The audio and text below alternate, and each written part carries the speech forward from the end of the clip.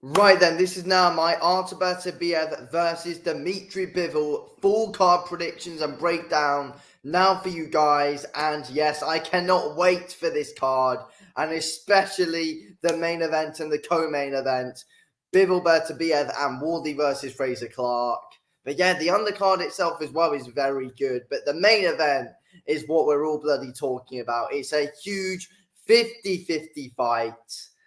What way is it going to go? I'm going to go through all my predictions and breakdowns now for every fight on the card now. So, yeah, let's get right onto it, of course. So, we'll get to the main event. But first, we're starting off with the first fight of the night, which is Nicholson versus Raven Chapman. First women's fight on the Riyadh season card. The history is being made here. Who do I think is going to win this one? Nicholson, most likely. On decision. Yeah, I think Nicholson, she does load of criticism. She's not exactly really entertaining to watch, but she's a good all-round boxer, though. She is. She boxes very, very well. I mean, she has zero power in her shots, though. Like, she's got zero power.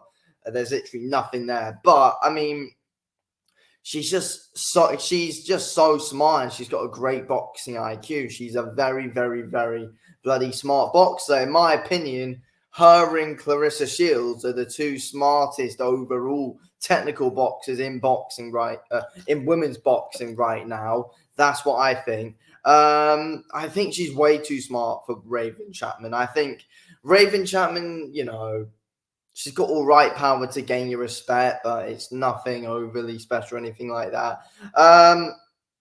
She's going to try and make it rough here, I think. But I think for 10 rounds, she's just going to be consistently walking into Nicholson's shots. And she's not really going to be able to get too much momentum off, in my opinion, Raven Chapman. I think levels are going to be shown here, and generally as well, I just feel like Nicholson will show that she's levels above Raven Chapman coming into this fight 100%. Yeah, I'm really confident in Nicholson getting the win here, to be fair. She works angles really, really well, and Raven Chapman's going to have no answer for it at all. Yeah, Raven Chapman's going to try and brawl with Nicholson and make it rough, but it's not gonna work out for Raven Chapman at all. She won't really be able to get close to Nicholson over 10 rounds, and I think it's just an easy stylistic matchup for Nicholson to be able to deal with. That's what I think. So yeah, Nicholson, easy decision win, probably 100-90. Okay, next up we've got Ben Whitaker versus Liam Cameron. Whitaker's toughest test, yeah, everyone's saying it. It is Ben Whitaker's toughest test yet by far. I don't think there's going to be as much showboating here, in my opinion. I mean, there's going to be an upset on this card. There's got to be. Will it be this one? No. I don't think so. I think Ben Whitaker's too athletic in general for Liam Cameron. But Liam Cameron, I think, he is good up close. He does work the body well. And, he can be a bit wild with his shots at times as well, and unpredictable with his work, Liam Cameron. So you never know. I reckon he will catch Ben Whitaker off guard at times. But I think Ben Whitaker is something special overall, to be fair. I think Whitaker's something special. I think he's above Lyndon Arthur's level already, to be fair. Lyndon Arthur's useless at this point, let's be real. I think Ben Whitaker's just too smart for Liam Cameron overall, to be fair. But I think Liam Cameron's going to make it difficult. I think he's going to hurt Ben Whitaker.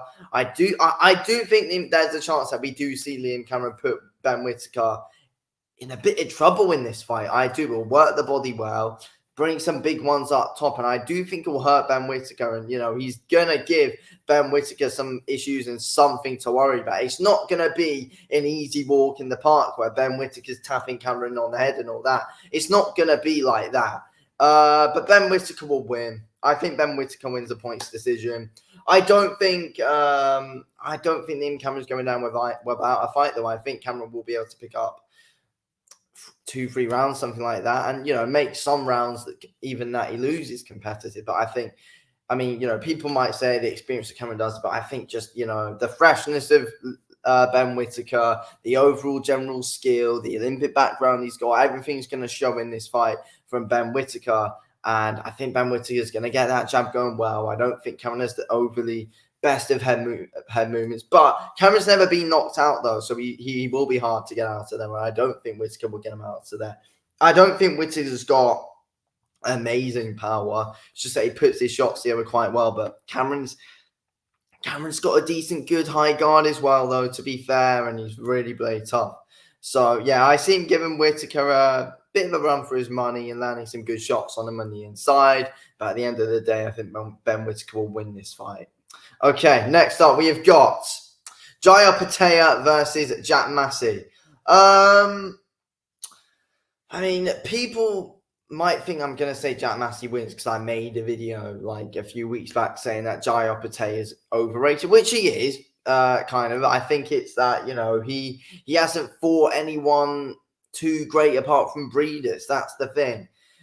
This is a pointless fight. Like, why have you gone from Breeders to Jack Massie? Like, I think Jack Massie is a good boxer, but I mean, I'm going to go with Jaya Paya. That's obvious. But yeah, I think Jack Massie's a good boxer, but I think Jack Massie's just too basic. I think, Jack Massie does things well. He's just too basic. I think Optay is too fast. And, when I said Optay is overrated, I feel like, he struggles to people like Chris Smith and people like Cesar Ramirez. I think he struggles in those fights. And I think, he's overrated to what people are saying. He does gas out late.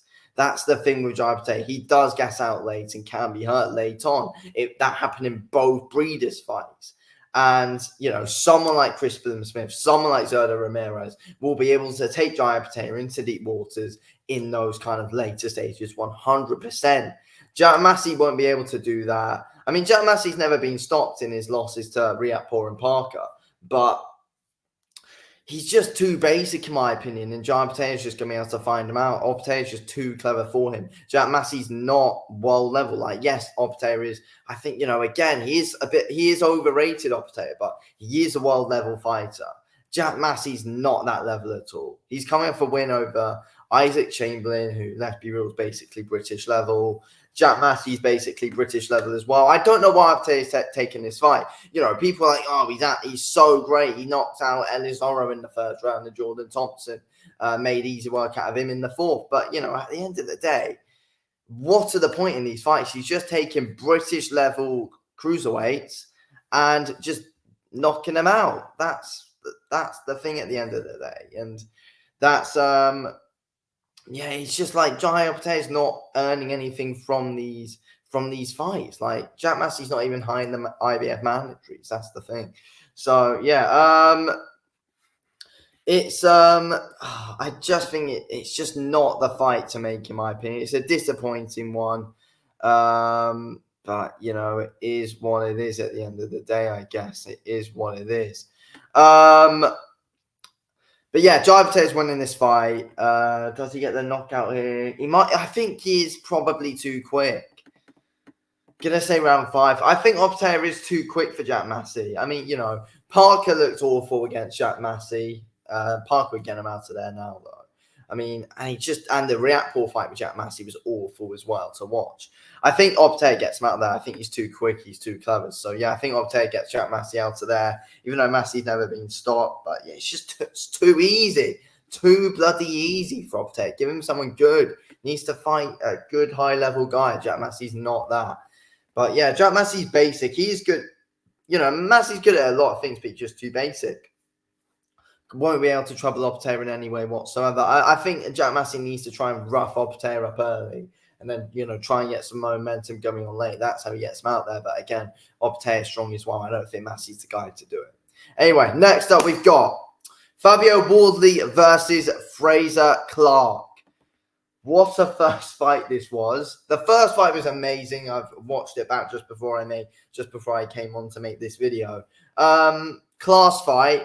I noticed a few things as well, though. I mean, there's one thing watching it live, and there's another watching it back not live. You notice a lot of other things when you're just watching it back on record.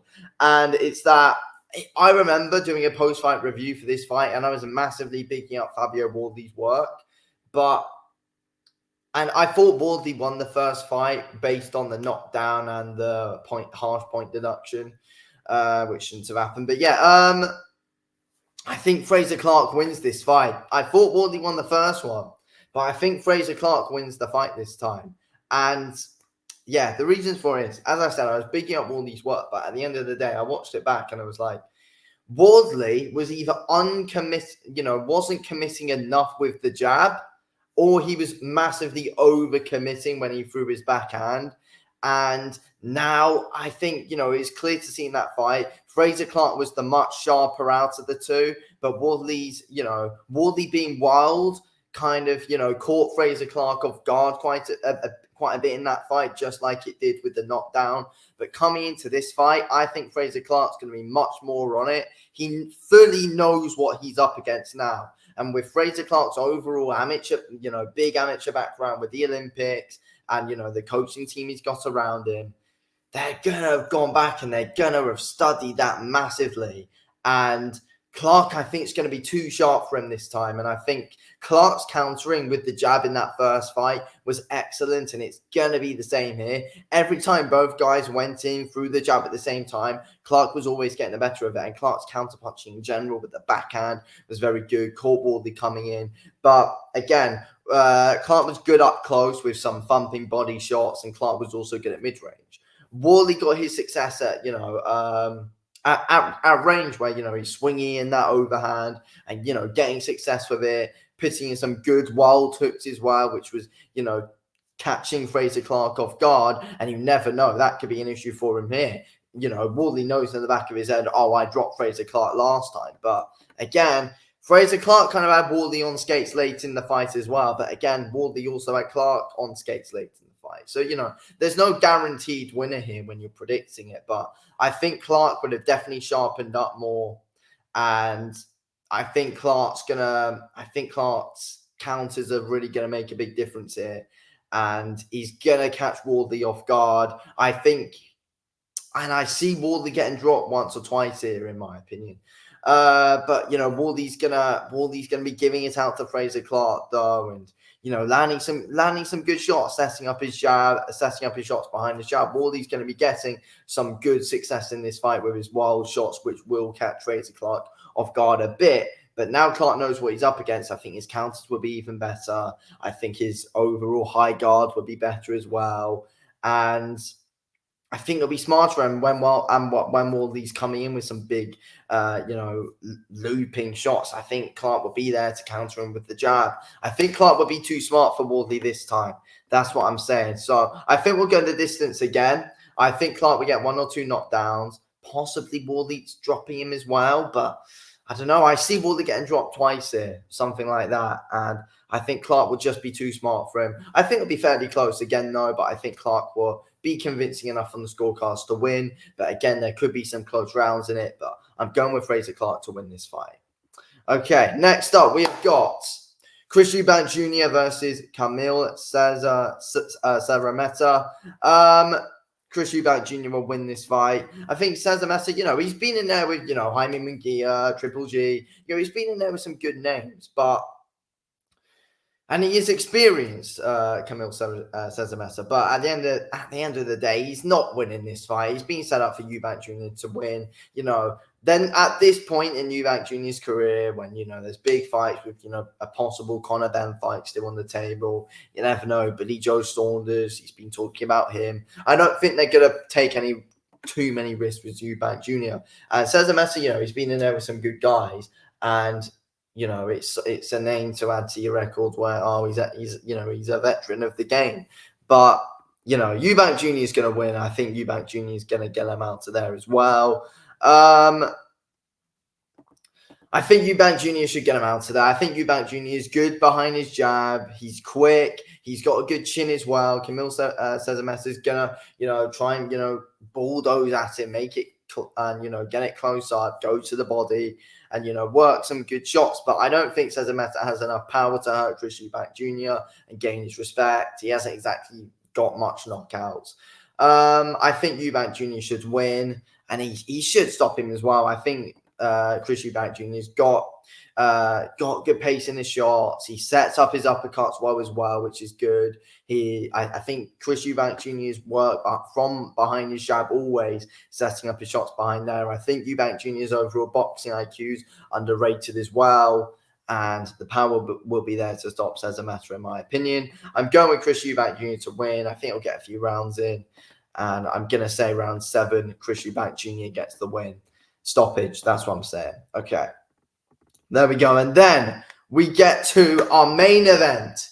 Artur Beterbiev versus Dmitry Bivol. I am team Dmitry Bivol. I think Bivol will win this fight. He's so bloody good in my opinion. And, it's 50-50 for a reason. Artur Beterbiev could definitely win this fight. But I'm team Bivol. I think Bivol's too good. And overall as well, I think Bivol right now has got the best boxing IQ in boxing. People will throw out Alexander Usyk, people will say Lomachenko, people will say Canelo. I think, those 3 as well are 100% probably the other 3 who have got some of the best boxing IQ in boxing. But right now, I think Bivol's got the best. The guy beat Canelo based on skill. And, you don't hear that very often unless you're Mayweather. Bivol didn't beat Canelo because he was bigger than him. He beat him based on pure skill. That is why Bivol beat him. Bivol wasn't bullying him in the clinch or anything like that. Bivol just beat him on pure skill and just broke him down. He's so quick with his counters. And, I mean, yes, I don't think Bivol's fought someone like Beterbiev before. Beterbiev's, he's knocked every single one of his opponents out. But I think Father Time might be getting to Beterbiev at some point. I think Beterbiev is a slow starter. Beterbiev is known to be a slow starter. And also, once Bivol gets his momentum going, he doesn't slow down. That's the thing. Bivol does not slow down once he gets his momentum going.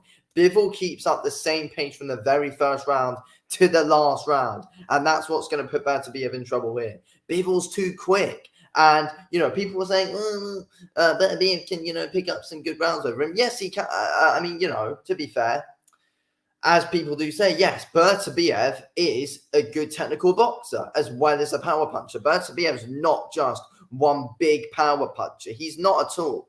But, Beterbiev doesn't have nowhere near the boxing IQ or boxing ability that Bivol does. But again, though, Bivol is nowhere near the power that Beterbiev does, and Beterbiev can really close the gap down well and get it up close. But Bivol was good against a come-forward fighter like Canelo, who's got, in my opinion, got a better boxing IQ than Beterbiev is. Canelo is smarter than what Beterbiev is, and Bivol was able to outsmart him. I think Bivol's going to be able to outsmart Beterbiev in good parts of this fight. I think Beterbiev will be able to, pick up a good few rounds and put Bivol in a bit of trouble at times, to be fair. Of course he can, But overall, I think Bivol's too much for him, and I think Bivol will be able to keep Beterbiev off him. I think Bivol can keep the same pace well for the whole 12 rounds, as I said. He boxes well. He's always moving, and that's what you need to do against someone like Beterbiev. You need to be moving, and you need to keep up the same pace. You can't tire out against Beterbiev, or he's gonna bloody punish you. But Beterbiev's also very good at tiring you out. But again, though, Beterbiev's good at tiring you out. But Bivol, the pace that Bivol sets is just different, in my opinion. The pace that Bivol sets is way quicker than the pace that Beterbiev can set. I think Bivol's too good. I think Bivol will get a good decision win here over Beterbiev. And you never know. I think Bivol can hurt Beterbiev as well, though. People are like, Bivol doesn't hit hard at all. But I think Bivol can hurt Beterbiev. I don't think he'll get him out of that. But I think, will massively be able to. I think Bivol can make Beterbiev very cautious, not just because of his boxing IQ, but in general, the timing of Bivol is very good as well. And Beterbiev's going to be like, I haven't faced someone like this before. But again, though, the power of Bivol's going to be very worthy of the power of Beterbiev. But Beterbiev hasn't fought someone of the boxing IQ and the speed of Dmitry Bivol. Neither guy have fought a guy like each other before. Like, it's a very intriguing fight. But I think Bivol's too smart for Artur Beterbiev. He starts quick and keeps the same pace. I think Bivol gets the job done here. And I'm pretty confident in him as well, in Bivol as well. But it's a 50-50 fight. If Beterbiev wins, I won't be surprised. But I do expect Bivol to win this fight. He's the fresher out of the two as well, in my opinion. And he's too clever. So, yeah, I'm going with Dmitry Bivol to win. Anyway, folks, so, yeah, Bivol, in my opinion, the number 1 light heavyweight champ, and will be undisputed this weekend. Anyway, thanks for watching this video, I'll speak to you in a bit. Thanks for watching.